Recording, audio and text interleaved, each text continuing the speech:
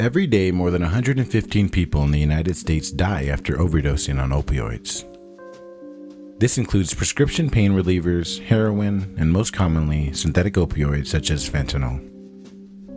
Synthetic opioids refer to a category of novel psychoactive substances that are either known to be opiates or have opiate-like effects. They are non-naturally occurring substances that have related effects to the naturally occurring drugs from several species of the opium poppy plant. These plants have been cultivated and used by humans for thousands of years, from which well-known opiates like morphine and heroin are derived. Fentanyl is perhaps the most well-known of all synthetic opioids, since it has been extensively researched and is one of the only substances approved for prescription use. Methadone is also quite popular, but is mostly used for heroin addiction therapy and not medicinal or surgical uses like fentanyl. Up until 2013, fentanyl was rarely involved in drug overdoses in the United States. Although from 2014 until now, in 2018, only 4 years later, there's been an enormous and alarming increase in those numbers. In 2016, there were over 20,000 fatal overdoses due to fentanyl compared to only 15,000 from heroin and 10,000 from cocaine.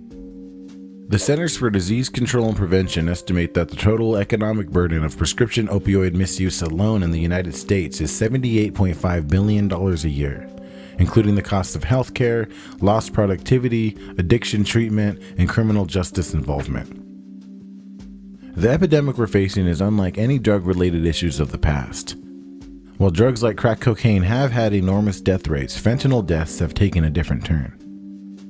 Being found more and more laced in heroin, cocaine, and ecstasy, many people have already taken fentanyl and not even known it. This is dangerous because fentanyl is much more potent than any of these substances on their own. Only a few grains of the drug can result in death.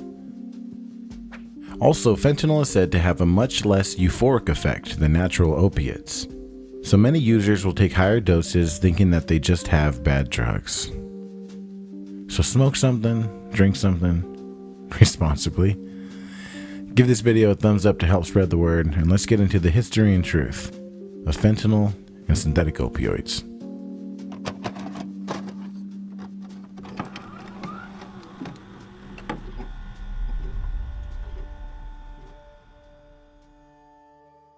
In order to truly understand the history of fentanyl, you must first have a basic understanding of opioids in general. At one time, opioids referred to synthetic opiates only. Now the term opioid is used for the entire family of opiates, including natural, synthetic, and semi-synthetic. Originally derived from the opium poppy plant, opioids have been used for thousands of years for both recreational and medicinal purposes. The earliest reference to opium, or the natural source of opiates, dates back to 3400 BC, when poppies were cultivated in Lower Mesopotamia. The Sumerians called the opium poppy whole gil, or the joy plant. Around 460 to 357 BC, Hippocrates, the father of medicine, acknowledged opium's usefulness as a narcotic. Alexander the Great took opium with him as he expanded his empire. Arabs, Greeks, and Romans used it as a sedative. In the 15th and 16th centuries, Arabic traders brought opium to the Far East. From there, opium made its way to Europe, where it was used as a curative for a wide variety of illnesses and psychological problems.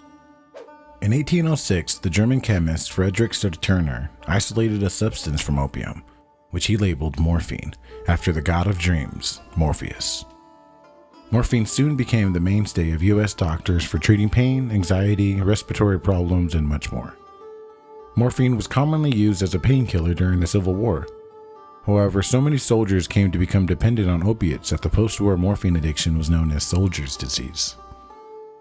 In 1853, the hypodermic needle was invented, after which morphine began to be used in minor surgical procedures. Heroin was synthesized as a derivative of morphine in 1898, and the German chemical company Bayer offered heroin as a cough suppressant. It was offered as a non-addictive substitute for morphine. In 1909, Congress passed the Opium Exclusion Act, barring importation of opium for the purpose of smoking. And in 1916, a few years after Bayer stopped the mass production of heroin due to the dependence it created, German scientists at the University of Frankfurt developed oxycodone, with the hope that it would retain the effects of morphine and heroin, but with less physical dependence. While sales of heroin virtually stopped with the passage of the Heroin Act in 1924, mixed views on addiction and opiates existed in the medical community. Oxycodone became widely available when it was approved by the FDA in 1950 as Percodone. Following a small break, the smuggling of illegal heroin into the U.S. rose dramatically. This was in large part due to our nation's military presence in Vietnam in the 1960s. After the Controlled Substances Act was passed in 1970, the American medical landscape was characterized by opiophobia, a fear of prescribing opiates and other opioids, with President Reagan asking Americans to join a national crusade not to tolerate drugs by anyone, anytime, any place.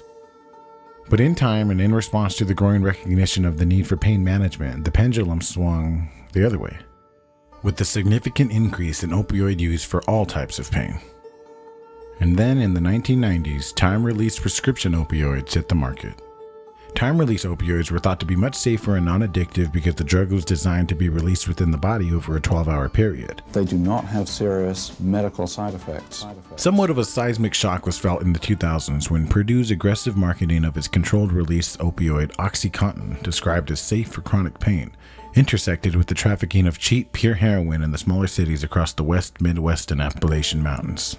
In the past 20 years, we have seen an increase in the use of all opioids, from heroin to semi-synthetic versions like OxyContin and more, but the most alarming of which is of course the leading cause of drug overdose deaths in the United States and the main inspiration for this video: fentanyl.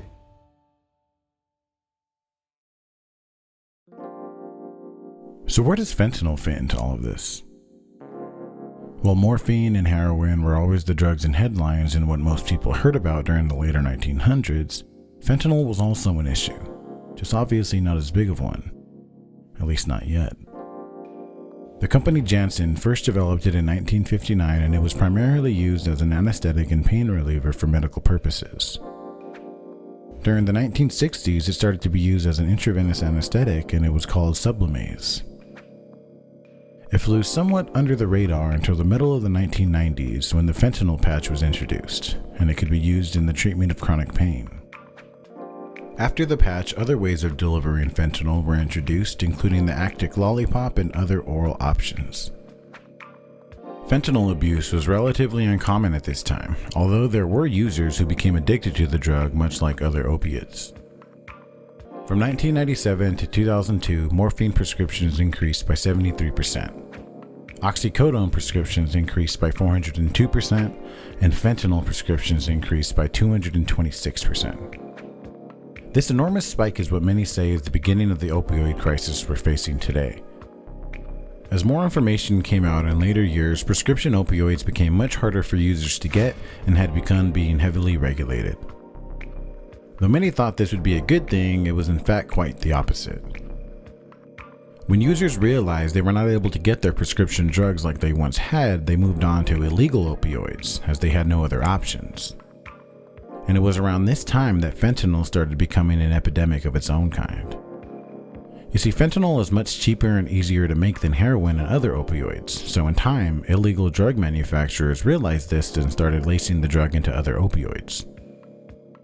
The only thing is fentanyl is much more potent than these other opioids, and though it can have similar effects, the euphoric high isn't as strong, resulting in many overdoses. So in a very oversimplified nutshell, this is the reason for our current epidemic and why drug overdoses are at an all-time high. Recently, fentanyl has also been found in cocaine as well as MDMA and Xanax, which takes it to a whole other level. Many famous celebrities have died from fentanyl overdoses, including Prince, Lil Peep, Tom Petty, and more. And in doing research for this video, I found myself becoming more and more afraid. Not only for myself, but for people I know and people in the world. I mean, I've seen someone who died from what they thought was heroin, but probably wasn't, and it's horrible. The whole point of making this video was to spread this information as best as possible and to help people to understand there are ways to be responsible if you are to take these drugs. There are many resources and ways to test your drugs for fentanyl, and they are actually not expensive at all. There will be a link in the description and at the top pinned comment where you can get a fentanyl testing kit for like $26, something that I'm going to do as well. Please be careful out there. Also, be sure to check out all the source links in the description. All this information I've given you today is not from my hard work, but from other people's hard work and years of research and studies. So thank you to them. Thank you to you guys for watching. Please give this video a thumbs up if you enjoyed it. Don't forget to subscribe, spread the word, smoke something, drink something, and I will see you guys next time. Peace.